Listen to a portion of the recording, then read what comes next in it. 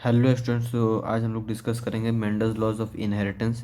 तो हम लोग ने लेक्चर नंबर 5 तक ये देख चुका है कि मोनोहाइब्रिड क्रॉस और डाईहाइब्रिड क्रॉस क्या क्या देखा। Monohybrid cross and dihybrid cross. तो डाईहाइब्रिड क्रॉस में हम लोगों ने कुछ रेशियोज याद की थी, जिसमें कि फिनोटिपिक रेशियो हमारा क्या था। फिनोटिपिक रेशियो था आई थिंक 9:3:3:1, और इसमें हमारा जीनोटिपिक रेशियो था 1:2:2:4:2:1:1, कुछ ऐसा करके हमारा डाई हाइब्रिड का। और इसका क्या रेशियो था, 3:1 ही, एक ही इसका रेशियो है। तो आज बेसिकली हम लोग क्या पढ़ने वाले, आज हम लोग पढ़ने वाले laws of dominance, laws of segregation and laws of independent assortment. तो ये दोनों जो लॉज है हमारे, ये दोनों लॉ मोनो हाइब्रिड क्रॉस पे डिपेंड, मोनो हाइब्रिड क्रॉस से एक्सप्लेन होते हैं। और ये जो लॉ है ये हमारा डाईहाइब्रिड क्रॉस के लिए दिया गया था।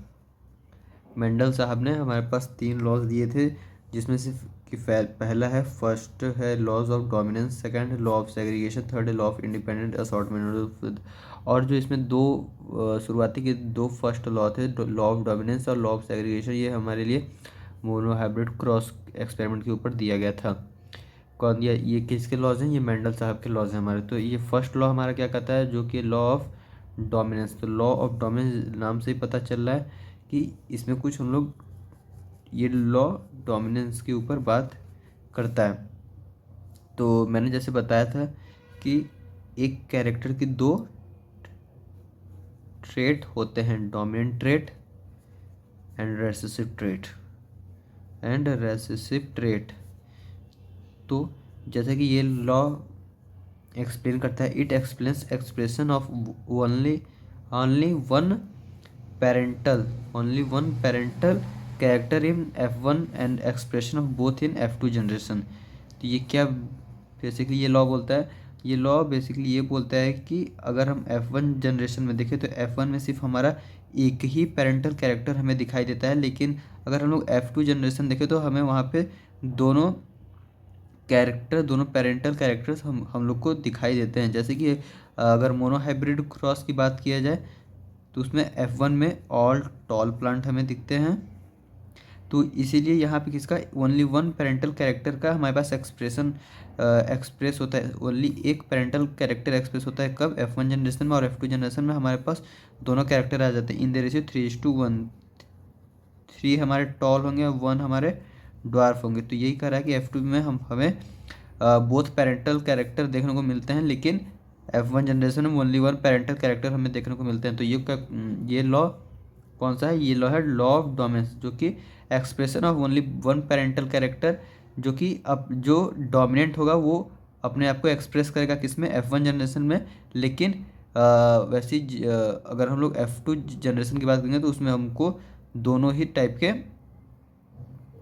कैरेक्टर्स देखने को मिलेंगे इन F2 जनरेशन। तो लॉ ऑफ डोमिनेंस, डोमिनेंस मतलब अपने आप को डोमिनेट करना किसके ऊपर, रेसेसिव के ऊपर। तो यहाँ बेसिकली ये लॉ ऑफ डोमिनेंस ये कहता है कि अगर हम लोग F1 जनरेशन की बात करें तो वहाँ पे हमें सिर्फ टॉल दिखाई देता है। क्यों, क्योंकि जो ड्वार्फ वाला है ये एक रेसेसिव ट्रेट है। रेसेसिव ट्रेट को हमारा डोमिनेंट ट्रेट नहीं दिखने देता, डोमिनेंट ट्रेट नहीं दिखने देता। तो सिर्फ डोमिनेंट वाला एक्सप्रेस करता है, ठीक है, डोमिनेंट वाला एक्सप्रेस करता है। अब हम लोग पढ़ेंगे लॉ ऑफ सेग्रीगेशन। सेग्रीगेशन का सिंपल मतलब होता है टू सेपरेट। इसका क्या मतलब होता है, टू सेपरेट मतलब अलग हो जाना। तो ये इट स्टेट्स मतलब ये हमें लॉ ये बताता है कि ड्यूरिंग गैमेट फॉर्मेशन, जब भी हमारे पास गैमेट फॉर्मेशन होगा, the two alleles of a gene must segregate और separate to move into different gametes. ये कौन से लैंग्वेज में या फिर क्या लिखा है, ठीक है, मैं आपको ये एक्सप्लेन करता हूँ कि ये क्या लिखा है, लिख के लाया हूँ मैं। तो यहाँ पे बात हो रही है कि ड्यूरिंग रिप्रोडक्शन ड्यूरिंग रिप्रोडक्शन हमारे पास क्या होते हैं, गैमेट फॉर्मेशन होते हैं। गैमेट फॉर्मेशन गैमेट फॉर्मेशन कैसे होता है, by the process of meiosis. जैसे कि मैंने आपको बताया था कि ह्यूमन में क्रोमोसोम्स कितने होते हैं, 43 क्रोमोसोम्स होते हैं। कितने होते हैं, 43 क्रोमोसोम्स या फिर 23 पेयर ऑफ क्रोमोसोम्स होते हैं। तो जब ये 23 पेयर ऑफ क्रोमोसोम्स होते हैं और इन्हीं 23 पेयर्स में या फिर 43 क्रोमोसोम्स में हमारा एक प्रोसेस चलता है जिसको कि हम लोग मियोसिस बोलते हैं। उस प्रोसेस के दौरान हमारे पास गैमेट में 43 की जगह पे 23 और 23 क्रोमोसोम्स हाफ हाफ बट जाते हैं एक एक गैमेट्स में। ठीक है,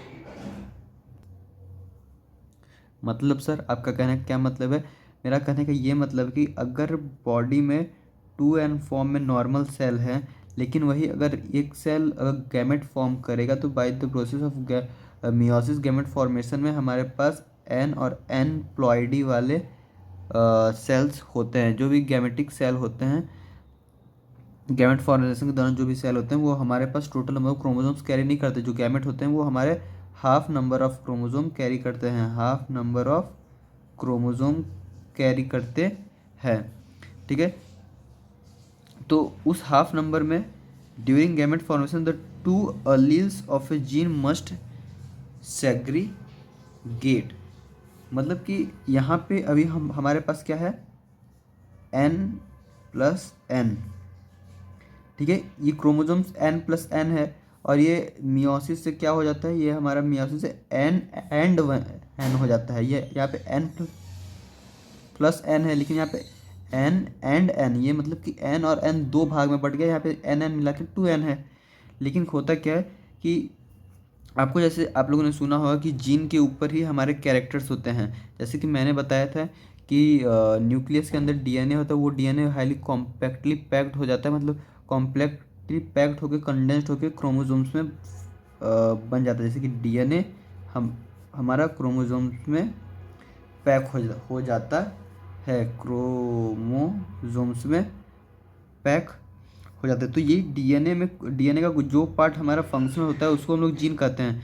तो कोई भी जीन के दो अलील होते हैं। ये अलील आप आगे चल के आगे हायर क्लासेस में पढ़ेंगे ये अलील क्या होता है। वैसे अलील का अगर मैं यहाँ पे डेफिनेशन लिखना चाहूँ, अलील, तो ये क्या होते हैं, अदर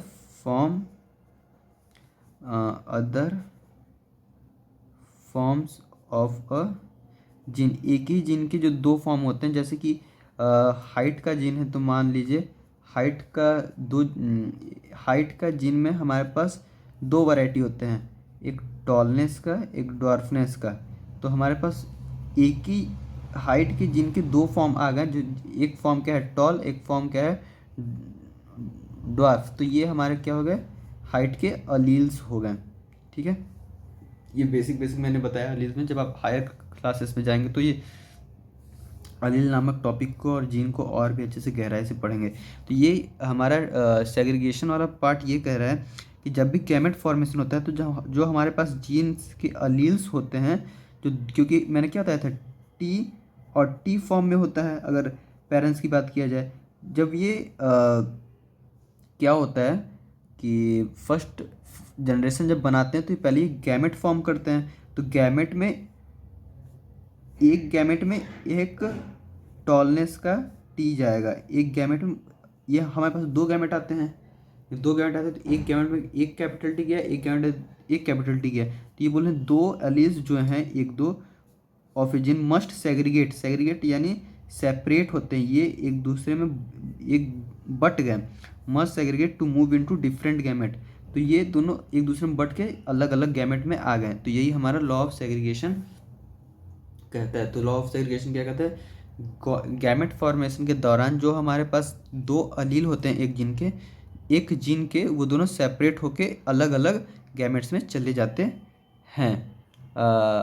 आई होप कि ये पॉइंट आपको समझ में आ गया होगा। अब हम लोग बात करते हैं लॉ ऑफ इंडिपेंडेंट असॉर्टमेंट। ये हमारा डाइहाइब्रिड क्रॉस में के एक्सपेरिमेंट के दौरान दिया गया था कि इंडिपेंडेंट असॉर्टमेंट क्या होता है। इंडिपेंडेंट यानी किसी पे डिपेंड नहीं कर रहा। और असॉर्टमेंट यानी सिलेक्शन, असॉर्ट होना, क्या होना, सेलेक्ट होना, असॉर्टमेंट यानी सिलेक्शन। ठीक है, तो फर्स्ट लॉ आपको समझ में आ गया। सेकेंड लॉ क्या बोलता है कि यहाँ पे जितने भी हमारे अलील्स होते हैं या फिर जीन के दो फैक्टर होते हैं, वो क्या कहते हैं, सेग्रीगेट, सेपरेट होके अलग अलग गैमेट्स में जाते हैं। एक ये गैमेट्स हो गया, एक ये गैमेट्स हो गया, तो टॉल का इसमें भी आ गया एक फैक्टर, इसमें भी एक फैक्टर आ गया, इस गैमेट में एक एक फैक्टर मूव ऑन कर गया, मतलब एक दो अलग अलग गैमेट हैं, उन दोनों फैक्टर में अलग अलग हाइट के फैक्टर्स प्रेजेंट हैं। यही सेपरेट हुआ तभी तो, ये अभी दोनों साथ में थे, सेपरेट होंगे तभी तो अलग अलग फॉर्म में, अलग अलग गैमेट में जाएंगे। तो यही सेग्रीगेशन बताता है हमारा, यानी सेपरेट होना। अब हम लोग पढ़ेंगे law of independent assortment. Assortment यानी सेलेक्ट होना। तो ये लॉ हमें ये बोलता है इट स्टेट्स अलील्स, जो मैंने अभी आपको बताया, अलील्स जीन के दो फॉर्म होते हैं ना, उसी तरीके से ये alleles of a gene located on a different chromosomes, ये जो अलील्स होते हैं जिनके, वो क्रोमोसोम्स पे ही पाए जाते हैं, क्योंकि डीएनए ही। तो इसको हम लोग एक एग्जाम्पल के अनुसार समझेंगे। तो हमारा ये क्या चल रहा है, law of independent assortment, law of independent assortment. ठीक है, तो मैंने जैसे आपको डाई हाइब्रिड क्रॉस में ये बताया था, डाई हाइब्रिड क्रॉस में मैंने आपको क्या बताया था, हम लोगों ने दो कैरेक्टर को एट ए टाइम हम लोगों ने एक्सपेरिमेंट में लाया था, two characters at a time. ठीक है, तो हम लोगों ने क्या बात की थी, टॉल राउंड और क्या था, ड्वार्फ रिंकल्ड, ड्वार्फ रिंकल्ड। तो इसको हम लोग कैसे लिखेंगे, T T T T R R. ये अभी हमारा डिप्लॉयड कंडीशन में, डिप्लॉयड यानी अभी 2n कंडीशन में है। इसी तरह इसको भी हम लोग लिख सकते हैं small T small T small R, ये हमारा 2n कंडीशन में है। तो यहाँ पे ये कहा जा रहा है, जब हम जब पेरेंट्स लिखते हैं टॉल राउंड के, तो हम कैसे लिखते हैं, तो हम कैसे लिखते हैं, जैसे कि टॉल राउंड, टॉल राउंड को हम लोग क्रॉस करवाते हैं ड्वार्फ रिंकल्ड से, ड्वार्फ रिंकल्ड से जब हम लोग क्रॉस करवाएंगे तो हमें क्या देखने को मिलेगा, इसको T T R R, T T small R. और जब ये गैमेट्स बनाएंगे तो इसके कितने गैमेट्स आएंगे, इसके हमारे पास दो टाइप के गैमेट आएंगे। कौन कौन से, एक टी टी टी टी आ गए, और फिर दूसरा गैमेट को दो टाइप के, मैं ये नहीं, यहाँ पे आएंगे तो चार गैमेट, लेकिन कितने टाइप की, ये दोनों तो सेम है, ये दोनों सेम है, तो ये एक टाइप की गैमेट हुए और ये एक टाइप की गैमेट हुए। उसी तरीके से ये इनने भी क्या करना है कि दो टाइप के गैमेट बना लेने हैं, स्मॉल टी स्मॉल आर। आपको ये समझ में नहीं आ रहा कि सर 2n क्या होता है, डिप्लॉयड क्या होता है, हैप्लॉयड क्या होता है, तो आप प्लीज़ मेरा जाके लेक्चर माइटोसिस मियोसिस वाला देखिए, उसमें आपको सब समझ में आ जाएगा कि ये डिप्लॉयड कंडीशन क्या है।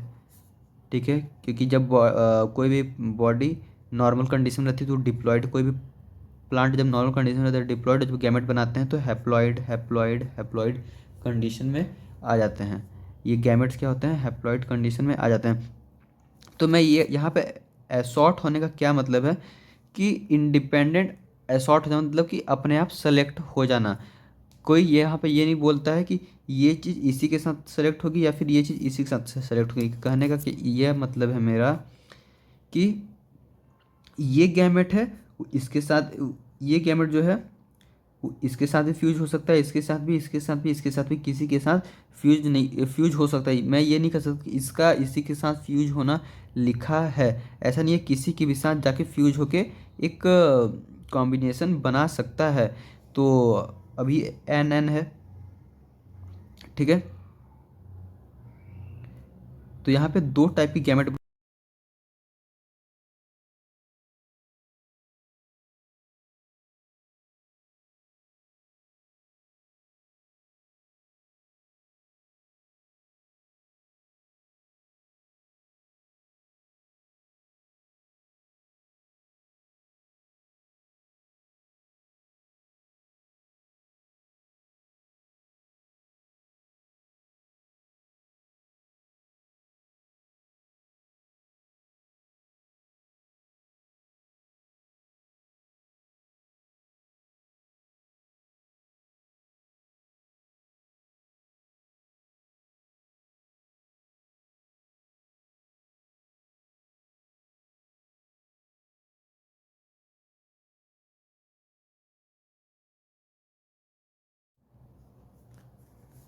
तो जैसे कि मैंने पिछले बार में हम लोग डिस्कस ये कर लिया, हम सिर्फ स्टेटमेंट पढ़ें किसका, लॉ ऑफ इंडिपेंडेंट असॉर्टमेंट।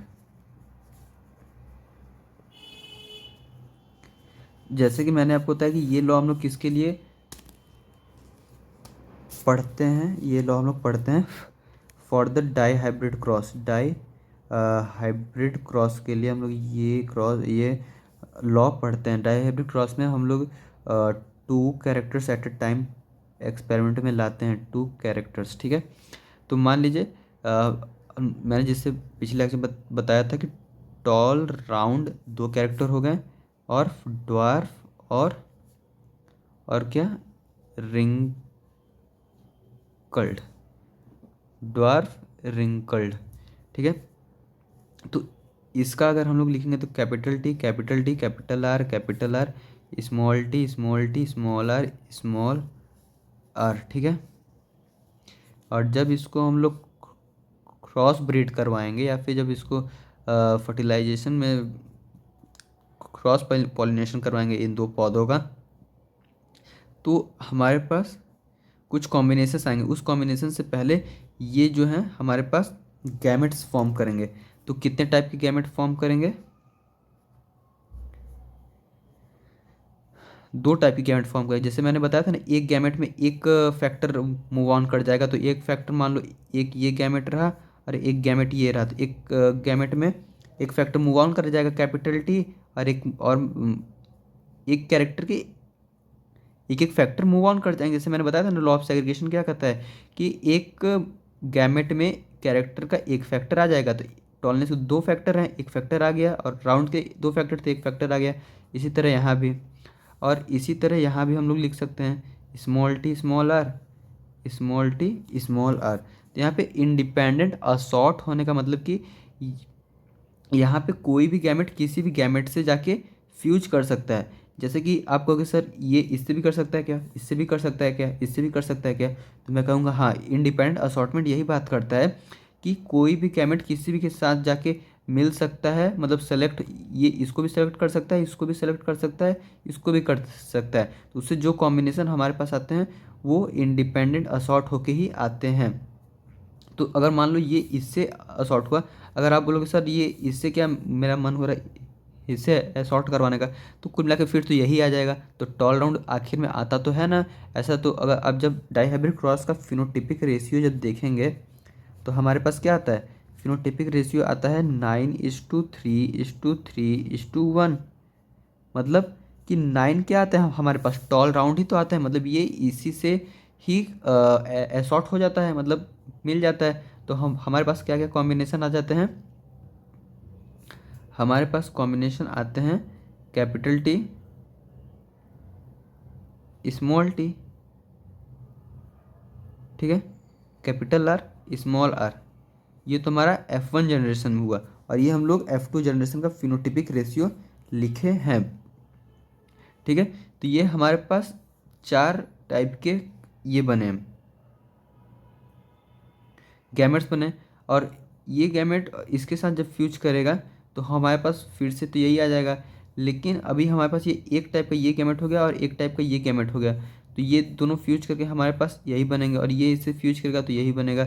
अब हम इसका सेल्फिंग करवाते हैं, क्या करवाते हैं, सेल्फिंग करवाते हैं। और जब इसका हम लोग सेल्फिंग करवाते हैं तो हमारे पास कितने टाइप के फिर गैमेट्स मिलते हैं, इसके बाद फिर हमें गैमेट्स मिलते हैं capital T capital are, capital T small T capital are, और मिलता है हमें स्मॉल टी स्मॉल आर। तो हमारे पास अभी 4 टाइप की गैमेट हैं। तो ये इंडिपेंडेंट फिर है शॉर्ट होंगे, मतलब अपने आप फिर से किसी के भी साथ ही जाके कॉम्बाइन कर लेते हैं, लेकिन उनका जो कॉम्बिनेशन का जो रेशियो लास्ट है हमें यही मिलता है। कहने का क्या मतलब है कि यहाँ पे जैसे हम लोग लॉ में क्या जाके देखे थे कि ये बोलता है कि जो जीन के अलील्स हैं, alleles of a gene assort independent of each other, independent of each other. मतलब ये है कहने का कि यहाँ पे जो अलील्स है जीन के, ये क्या है हमारे पास, अलील्स हैं। अलील्स ये राउंड अलील है, रिंकल्ड अलील है। तो ये जो हमारे पास इतने सारे गैमेट्स आए हैं, ये गैमेट्स किसी के साथ फ्यूज करते हैं। ये हम नहीं कर सकते कि ये गैमेट सिर्फ इसी के साथ फ्यूज करेगा। ये गैमेट इससे भी फ्यूज कर सकता है, इससे भी कर सकता है। इन तीनों में से किसी के साथ फ्यूज करके जो भी हमें कॉम्बिनेशन देखने को मिलते हैं वो हमें 9:3:3:1 के रेशियो में देखने को मिलते हैं। ये इसी को इंडिपेंडेंट असॉर्टमेंट कहते हैं। मतलब कि ये हम नहीं कर सकते कि ये गैमेट सिर्फ इसी के साथ करेगा। अगर इसके साथ करता है तो ये कॉम्बिनेशन आता है हमारे पास, और इसके साथ करता है तो फिर कैपिटल टी ये कॉम्बिनेशन आता है। अगर अगर मैं सिर्फ इसको उठा लूँ तो ये इससे भी कर सकता है, ये इससे भी कर सकता है, ये इससे भी कर सकता है। हम ये श्योरिटी नहीं डाल सकते कि ये सिर्फ इससे ही करेगा या फिर इससे करेगा या फिर इससे करेगा।